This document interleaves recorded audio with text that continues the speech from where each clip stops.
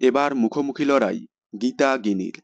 জমজমাট এপিসোডে ভরপুর গীতা এলএলবি। অবশেষে ক্লোজ হতে চলেছে পদ্ম কৃপানের কেস।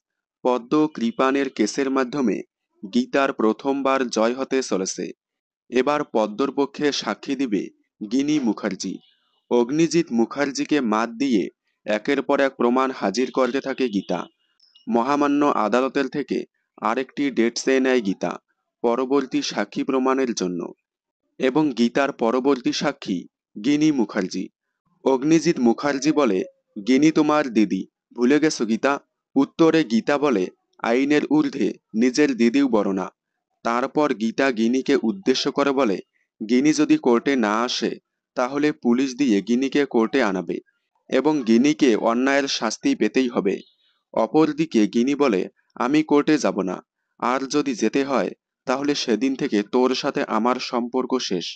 তার মানে শেষ পর্যন্ত গীতা গিনিকে কোর্টে হাজির করাবেই। তারপর থেকে লড়াই হবে গীতা এবং গিনির। শুরু হবে দুই বোনের মধ্যে শত্রুতা। কোন দিকে এগোবে গীতা এলএলবির গল্প? দেখতে থাকুন গীতা এলএলবি, সোম থেকে রবি ঠিক সন্ধে 6:30টায় স্টার জলসার পর্দায়।